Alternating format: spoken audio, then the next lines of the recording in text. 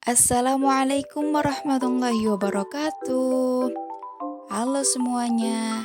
Di video kali ini kami akan menjelaskan materi tentang pengelolaan zakat kontemporer. Kami dari kelompok 3 yang beranggotakan Dinanti Notania, Lestari Aprilia Tunisa, Nalhira Anggraini, dan Rania Yulia Zulaiha. Yuk simak penjelasan dari kelompok kami. Jangan di-skip ya teman-teman. Terima kasih buat Mbak Lestari Aprilia Tunisa yang sudah menjadi moderator kelompok kami. Di sini saya akan menjelaskan tentang pengertian zakat. Zakat merupakan salah satu ibadah yang diwajibkan oleh Allah Subhanahu wa taala kepada setiap kaum muslimin. Perintah zakat di dalam Al-Qur'an senantiasa disandingkan dengan perintah sholat. Pentingnya menunaikan zakat karena perintah ini mengandung misi sosial yang memiliki tujuan jelas bagi kemaslahatan umat. Zakat menurut syara adalah sejumlah harta tertentu yang telah mencapai syarat-syarat tertentu yang diwajibkan oleh Allah Subhanahu wa taala kepada setiap orang muslim untuk dikeluarkan dan diberikan kepada yang berhak menerimanya dengan persyaratan tertentu pula. Adanya perintah wajib zakat bukan hanya sekedar untuk ditunaikan semata, akan tetapi harus disertai dengan pengelolaan yang baik dan didistribusikan secara merata kepada pihak yang berhak menerima zakat. Oleh karena itu, peran lembaga-lembaga amil zakat sangatlah penting. Menurut Undang-Undang Nomor 23 Tahun 2011 tentang Pengelolaan Zakat, Pasal 1 Ayat 8 memutuskan bahwa dalam rangka mempermudah pengelolaan dana zakat, pemerintah membolehkan masyarakat untuk membuat lembaga amil zakat yang memiliki tugas membantu dalam pengumpulan, pendistribusian, dan pendayagunaan zakat. Selanjutnya adalah macam-macam pengelolaan zakat. Yang pertama, zakat dikelola oleh negara dalam sebuah lembaga atau departemen khusus yang dibentuk oleh pemerintah. Zakat dikelola oleh negara. Maksudnya di sini adalah bukan untuk memenuhi keperluan negara seperti membiayai pembangunan dan biaya-biaya rutinitas lainnya. Yang kedua, zakat yang dikelola oleh lembaga non-pemerintah dalam kurung masyarakat atau pemerintah dengan mengacu pada aturan yang telah ditentukan oleh negara. Karena zakat berhubungan dengan masyarakat, maka pengelolaan zakat juga membutuhkan konsep-konsep manajemen agar supaya pengelolaan zakat itu bisa efektif dan tepat sasaran. Selanjutnya yaitu B. Penyaluran zakat tradisional dan kreatif. Pengertian pendistribusian zakat. Pendistribusian adalah penyaluran atau pembagian atau pengiriman barang-barang dan sebagainya kepada orang banyak atau beberapa tempat. Di dalam surah At-Taubah ayat 60 disebutkan 8 kategori kelompok yang berhak menerima zakat atau mustahik zakat.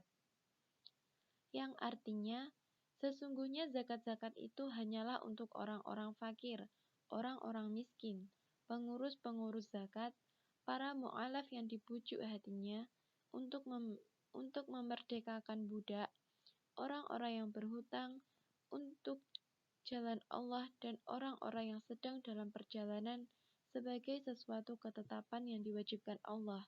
Dan Allah Maha Mengetahui lagi Maha Bijaksana. Selanjutnya, kaidah pendistribusian zakat.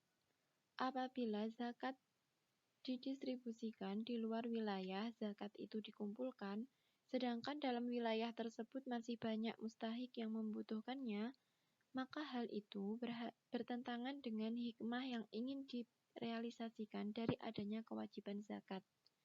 Dalam kitab Al-Mughni dijelaskan bahwa maksud dari adanya zakat adalah menutupi kebutuhan fakir miskin. Oleh karena itu, diutamakan pendistribusian zakat kepada fakir miskin di wilayah zakat dikumpulkan. Ayat tersebut menisbatkan bahwa kepemilikan zakat adalah untuk semua kelompok dan semua kelompok memiliki hak yang sama. Atas dasar ini, pengelola zakat tidak diperkenankan mendistribusikan zakat kepada pihak lain di luar mustahik. Di sini terdapat kaidah umum bahwa pendistribusian yang baik adalah adanya keadilan yang sama di antara semua golongan mustahik.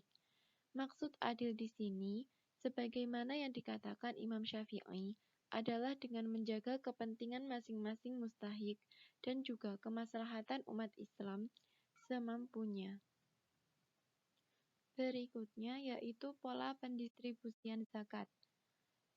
Dana zakat pada awalnya lebih didominasi oleh pola pendistribusian secara konsumtif untuk tujuan meringankan beban mustahik dan merupakan program jangka pendek dalam rangka mengatasi permasalahan umat tanpa harapan timbulnya muzaki baru.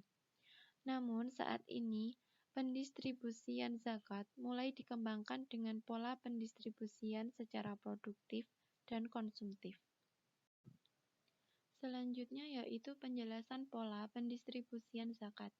Yang pertama, konsumtif tradisional.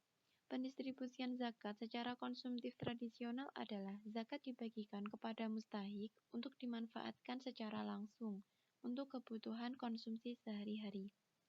Yang kedua, yaitu konsumtif kreatif.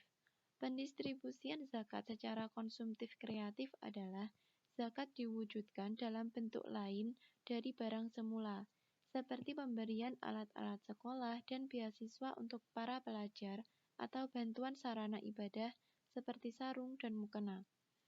Yang ketiga yaitu produktif tradisional.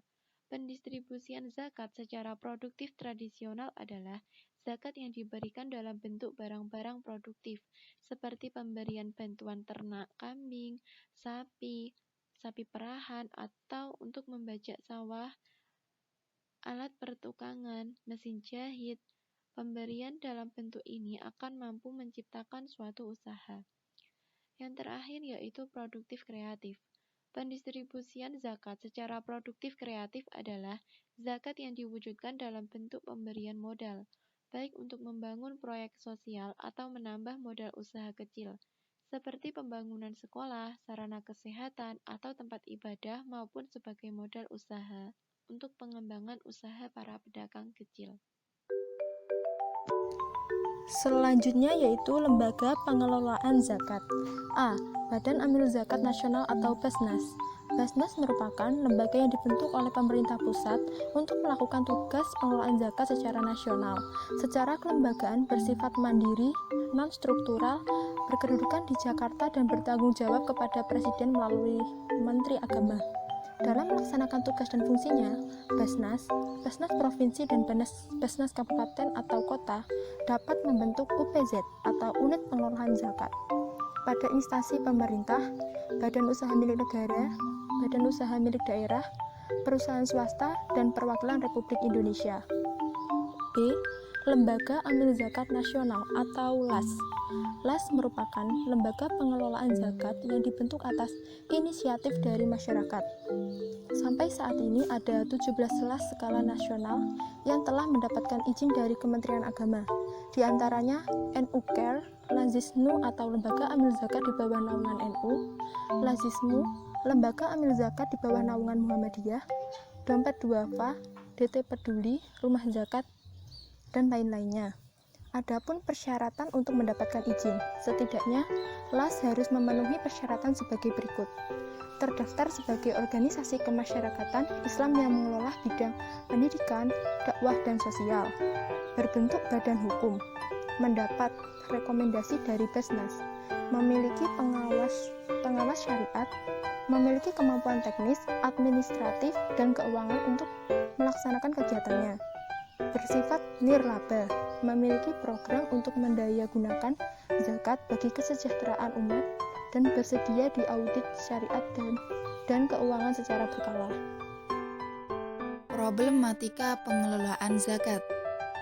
Zakat memiliki potensi yang sangat besar menanggulangi permasalahan di Indonesia, seperti halnya penanggulangan kemiskinan, akses pendidikan, dan kesehatan bagi para mustahik zakat.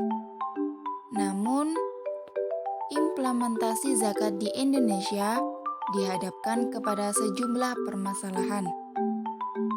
Dalam penelitiannya, terdapat 3 macam prioritas masalah pengelolaan zakat, yaitu yang pertama, prioritas masalah yang ada dalam regulator adalah perbedaan pendapat mengenai fikih zakat, rendahnya koordinasi antara regulator dengan OPZ, rendahnya peran Kementerian Agama dalam pengelolaan zakat, dan zakat belum menjadi obligatory system. Yang kedua, prioritas masalah pada OPZ adalah jumlah lembaga amil zakat yang terlalu banyak, mahalnya biaya promosi, rendahnya efektivitas program pendayagunaan zakat, rendahnya sinergi antar stakeholder zakat, dan terbatasnya sumber daya manusia amil zakat. Yang ketiga, prioritas masalah pada muzaki atau mustahik adalah mustahik yang cenderung konsumtif, rendahnya kepercayaan muzaki kepada OPZ dan regulator, rendahnya kesadaran muzaki dalam menunaikan zakat secara benar sesuai syariat, dan rendahnya pengetahuan muzaki tentang fikih zakat. Thank you teman-teman. Itulah penjelasan singkat dari kelompok kami. Apabila ada kesalahan, mohon maafkan ya. Sekian dari kami. Wassalamualaikum warahmatullahi wabarakatuh.